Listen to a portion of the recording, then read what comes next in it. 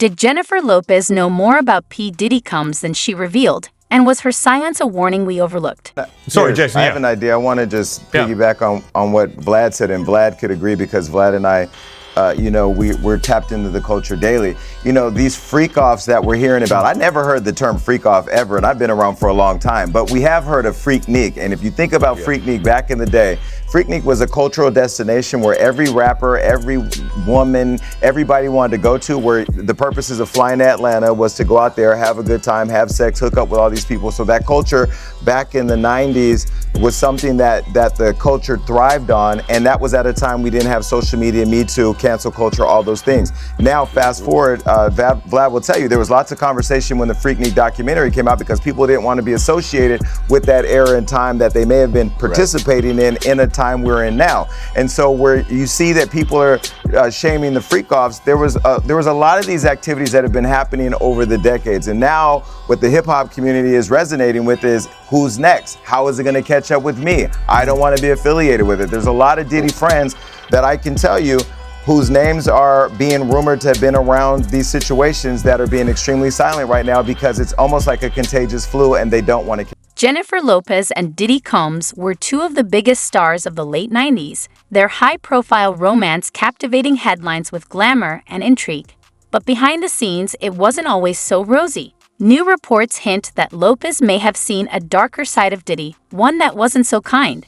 Now, with Diddy facing serious allegations and troubling charges, we're left to ask, was G.O. trying to warn us about him all along?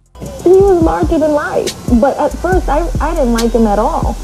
You know, I didn't. I thought he was like, ick. I didn't like him because, Sean and I were very different that way. You know, I was very like family oriented and the married type. I was actually, when we first worked together on the video, I was married, even though I was going through problems, nobody knew that, you know what I mean? And I wanted my family, and even though at that time it was not going well, you know what I mean? That was who I was, that's how I was raised. The two kept in touch over the next few years, and when Jennifer left her marriage, they became much more than just friends. Once I got to know him, and, we became friends first, and then, we developed this bond. We both understood where we were at that time in our lives, and we both knew nobody else understood exactly how we felt. So sitting there, being handcuffed to a bench, and, I do remember feeling the comfort of someone caring about you enough that, they just wanted to make it okay and couldn't believe that we were in this situation. And how did we miss it? In this deep dive, we'll explore the story of G.O. and Diddy's high-profile romance, uncovering clues that Lopez may have wanted us to notice something unsettling in Diddy's behavior, signs that many overlooked. From Wendy Williams' accusations to insider reports on the toxic power dynamics within Diddy's circle, one question looms large. What did G.O. really know? You've also said that there are other big names that will come out in relation to these charges. He says the day will come, you said this, when you start naming names. When will that day be, and how big are these names that we're talking about? People are very interested in that, of course. That comment has been repeated back to me, as you might imagine, many times. And people are, waiting with bated breath, hoping that, I'm going to name these big celebrity names. But I can tell you this, I look at it in this context. If you attended one of these events, and we're talking about, we've heard about the white party and the freak-offs and the after parties, but there's also, impromptu parties at studios, after parties from concerts, album release parties, hotel parties. I mean, the list goes on and on. But in my view, if you attended those and you saw or knew that somebody was being given that their drinks were being drunk, and you sat by and either participated in some of this activity or encouraged this activity or allowed it to go on and helped cover it up, or were in the room while it was happening and said nothing and did not intervene, and perhaps attended more of these parties knowing that this type of conduct was going to occur, it's my view, that may not be the criminal justice system's view, but it's certainly my view that you're complicit.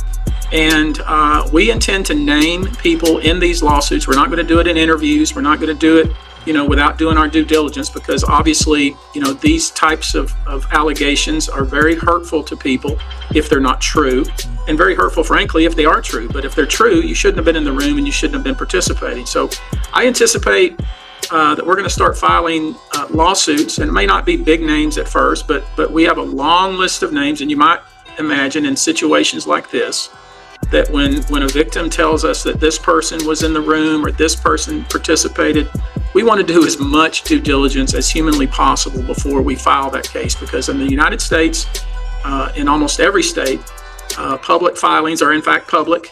And when you name somebody in a lawsuit, the press is going to pick it up, and we're aware of that. So we're going to make sure that we dot our I's and cross our T's, and I expect that there will be some people named in these lawsuits that will raise some eyebrows. In 1997, fresh from her brief marriage to Ojani No, Jennifer Lopez's career was taking off. Teaming up with rising hip-hop mogul scene Diddy Combs on her debut album Asterisk on the 6 Asterisk seemed like the perfect opportunity. Their high-profile romance soon became tabloid gold, but behind the scenes, things weren't so glamorous. Sources say Diddy's control extended beyond the studio, hinting at a darker side that would later come to light. I don't know what you want to know about that, Cam. You're talking about this is your girl, this is your woman. She didn't even have Christian at the time, but you bringing other guys in with her, and then sometimes be just other girls and her, then other guys, then guys and girls, and they swinging, they doing their thing, bro. I guess that's what the industry is. They like to swing like that. The rock stars do it. I guess the rappers was doing it too. Was that stuff surprising to you, or were you used to it being around the music business? I'm not gonna have Cam. That's surprising to anybody.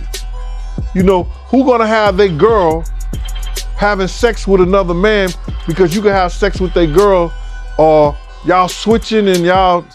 Nah, man. That's some beyond me. But I know it happens. Mark Curry has said in an interview that Puff broke Kim Porter's nose when they were fighting on a yacht. Did you ever see anything like that or hear about anything like that? I've never seen Puff put his hands on Kim like that, other than snatching her and grabbing her or something like that. But as far as I heard of the nose breaking. That was something that I heard of that. I seen somewhere that, he treated J-Lo different than he treated Cassie and Kim. Well, I know that I never seen him with the play fight like he used to do with Kim, because that's how it would start off. He would start off with the play fight, hitting her with pillows and all like that. I guess that love tap, I don't know, that I wasn't into that. I've never been into that with women. So he would start off like that, then it would always probably go up to something, a higher level, or where she wanted him to stop playing with her like that because he may have gotten a little too rough for her. But I never seen him do Miss Lopez like that. And when J-Lo was around, I used to always just call her Miss Lopez. He would do the flirtation and like have a lot of girls around and then try to play her like that, but she would check that.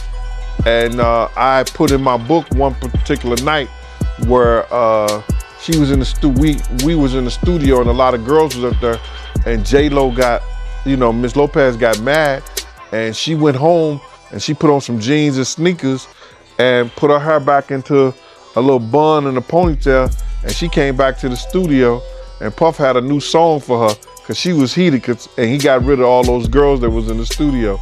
So he never tried to, straight up, talk to her crazy or anything around people. Never. I never even heard him raise his voice to her. Okay. Totally different. Totally different. Totally different. But you got to realize with Kim them, And most other people that I've seen him be around, they depended on him. Ms. Lopez didn't depend on him. You know, she had her own. As Lopez and Diddy's relationship heated up, so did whispers of his ruthless side. Radio host Wendy Williams, famous for her blunt style, found herself abruptly fired from New York's Hot 97, later accusing Diddy of orchestrating her dismissal to silence her. She described him as putting her through hell, a warning that largely flew under the radar then, but her struggles with him were far from over. About the whole feminization of hip-hop culture from the 80s on, you know? I think he's taken the words out of my mouth. Yeah, I mean, you talked about how, when we were younger, you wear earring in your left ear, and that was considered straight, and earring in your right ear, that would be gay, and then at one point, people started wearing both earrings, and you know what I mean? And then they started wearing girl pants, and then they're wearing jeggings, and then, yes, it's very effeminized, but be very clear, there were lots of homosexuals in hip-hop back in the 80s, too. That was what's worse, hip-hop wearing skirts or hip-hop being closeted and having a plethora of kids to prove manhood that, and denial of something that you shouldn't have to deny, which is your sexuality. So I hear what Jamar is saying, but we come from a very homosexual era of hip-hop as well. There was a radio personality once upon a time, her name was Wendy Williams, and she was practically burned at the stake for talking about such. And now it's all come full circle. There were many situations, none of which to talk about, but there were many situations back in the day in Puffy. This is my husband, Ohani Noah. Hi. Los engaños, ahí donde empezaron las mentiras, ahí donde empezaron la separación. Jennifer Lopez's first husband, Ohani Noah, says Diddy played a role in his divorce from the triple threat. J-Lo and Ohani's love was short-lived, with the two calling it quits in 1998 after just a year of marriage. This quickly followed by J-Lo's romance with Diddy as he co-produced her On the Six debut album. 25 years later on Despierta America, Ohani putting blame on the now disgraced media mogul for their divorce. He says Diddy planted the seed for his fallout with J-Lo, claiming their work together led to his crumbled marriage. E.T. has reached out to J-Lo's rep for comment. Parte de ese divorcio fue por parte de Puffy. O me iba a Nueva York para estar con ella. Entonces ahí, en esa distancia, en esa separación, fue donde empezaron los engaños. Ohani also alleging the controversy surrounding his divorce sabotaged his career. Le preguntaría qué fue lo que yo te hice a ti personalmente que me has llevado a la corte. Meanwhile, J-Lo's yet to comment on Diddy's arrest and assault allegations, but after she filed for divorce from Ben Affleck in August, a 2014 interview with radio host Big Boy resurfaced and has since gone viral for how Jen responded when asked about two of her exes. You see two people floating. Oh, you see Ben Affleck and you see Diddy.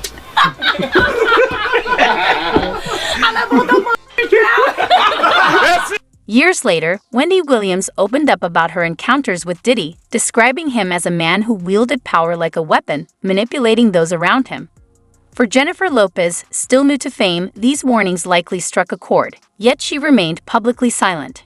During an emotional American Idol moment in 2004, when a contestant sang Mary J. Blige's No Drama Lopez was visibly moved and nearly speechless. Meanwhile, her first husband, Ohani Noah, claimed that Diddy played a significant role in their divorce, always nearby while Lopez worked on her album and filling the emotional distance between her and Noah. Wedding was actually, it was very crazy. I loved the fact that, that I got married because I was totally in love. I was crazy in love.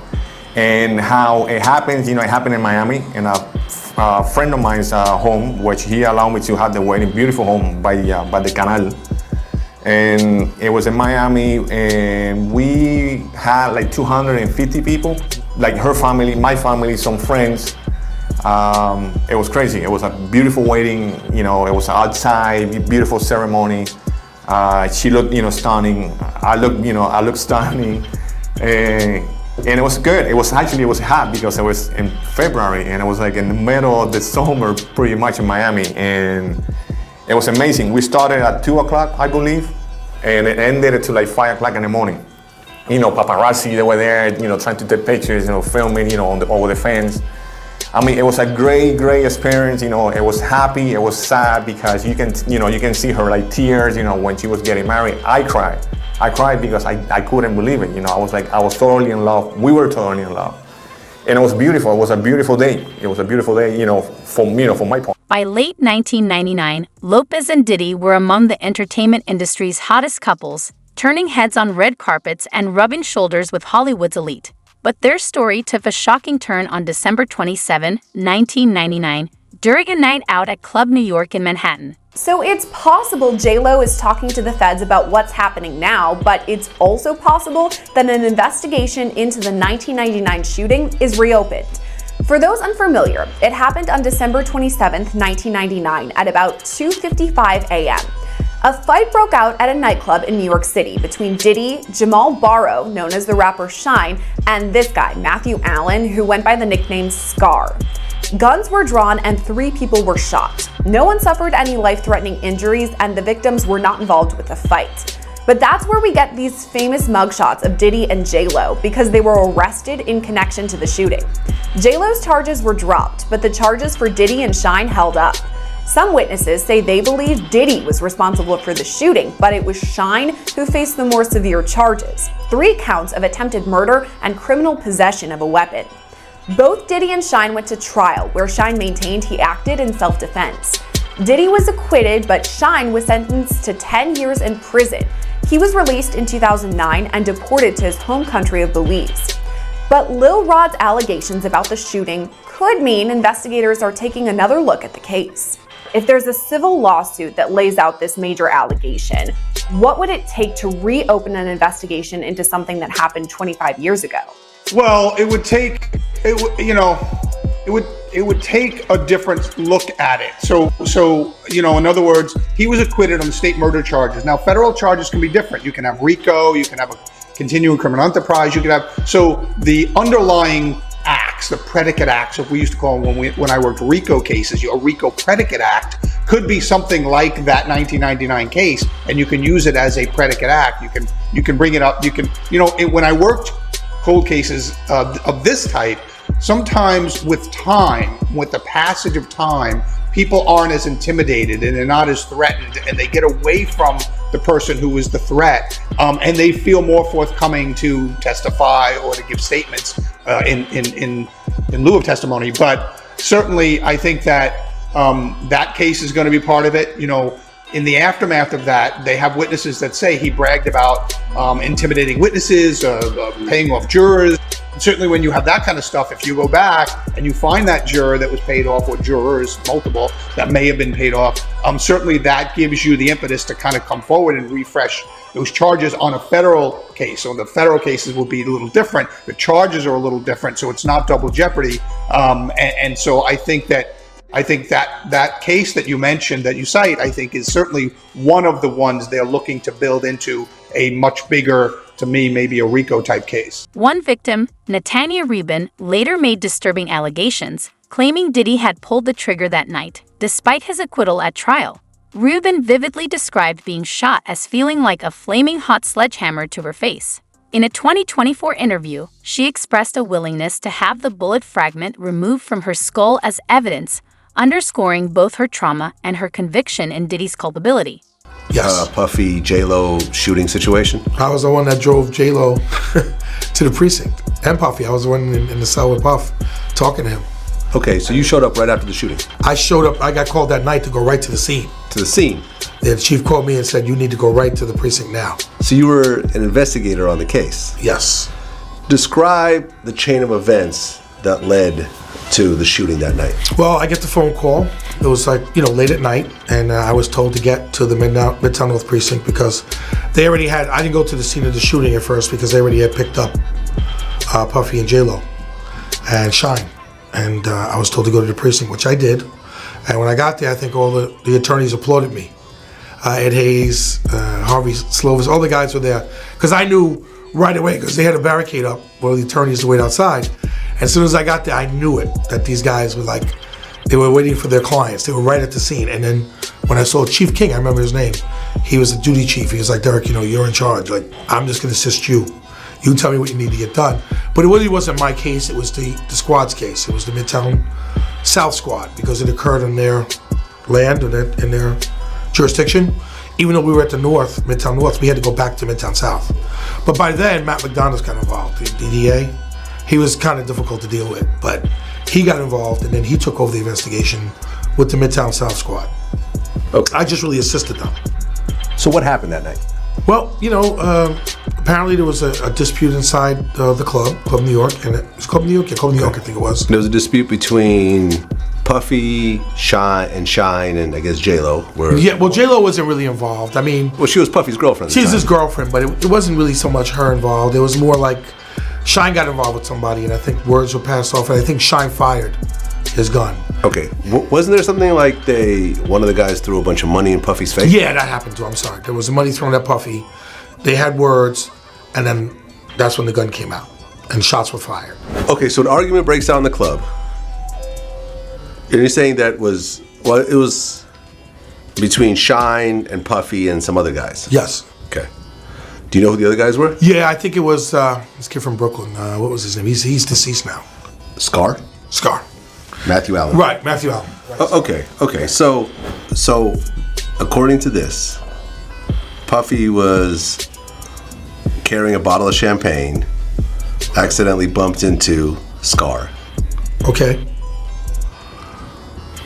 A shoving situation occurred, and one of Scar's friends threw a wad of money in Puffy's face. That could be correct, for what I remember. And then Shine started shooting? Shine got involved. I think there was words though first. There was like words going back and forwards, and I think Shine had a gun. I'm pretty much Shine had a gun on him, and shots were fired. And Shine got caught. As a matter of fact, when he ran out of the club that night, the police were there very quickly because it's right in Midtown. So they got there relatively quick, and then he got picked up. Okay, and a girl got shot? I don't know if she got shot. I'm not sure if she got wounded, but it might have been glass too. Rapper Shine Barrow, also at the nightclub that night, was convicted and sentenced to 10 years in prison for his role in the shooting. Since then, Shine has alleged that Diddy betrayed him, describing himself as the scapegoat who took the fall for Diddy's actions. Supporters of Sean Diddy Combs have come forward since our interview with Natanya Rubin, and you remember we talked to her. She says that Diddy is the one who shot her at that club, but the supporters are now saying that Diddy didn't even want to take a plea deal in the 1999 club shooting because he was, quote, so sure of his innocence. They also said that information from someone who is claiming things that aren't true, who's looking for a payday. They said payday is not going to change that. Natanya Rubin joins us once again now. Natanya, we appreciate your time again. First of all, I want to know your reaction to these people now around Diddy who are coming out in support of him, saying that he was so sure of his innocence and that that's the reason he didn't take a plea deal in the case that you were involved in where you got shot. So first and foremost, Brian, thank you for having me back on. And I give very little credibility to what they're saying because while everyone else is Monday morning quarterbacking, I am the survivor. And it is my assertion wholeheartedly that Mr. Combs was inappropriately charged originally. His charges should have mirrored that of Mr. Jamal Shine Barrow. He should have been charged with attempted murder, a reckless endangerment, criminal possession of a weapon, and firing that weapon in an open environment. And you bring up Shine. One of the questions that I've gotten several times since the last time we spoke to you is that people want to know whether you believe that Shine was convicted of a crime he didn't commit because he is the one who ultimately... Absolutely not. Absolutely not. Jamal Shine Barrow admitted on the Combat Jack podcast back in the days, rest in peace to Combat Jack, he admitted that he fired his gun and shot Julius Jones in the shoulder.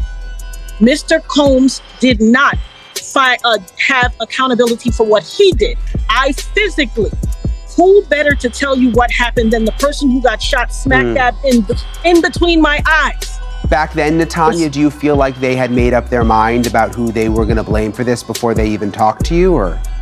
Listen, here's what I know beyond a shadow of a doubt. Respectability politics. He was a notable figure. He was a multimillionaire. He had popularity, fame, all of a perfect storm of you get away with it. We know the country we live in. Unfortunately, those who have the money can oftentimes get away with their crimes. Unfortunately, and those who don't have the same social ranking are overlooked. And that's what has happened. By the grace of God, God saw fit to keep me whole, keep my mind sane and functioning, and keep me alive for such a time as this. And make no mistake, the gravity of the danger and the peril that I face and that I'm exposed to for having my say now, for what was done to me 24 years ago, is not lost on me. But let me make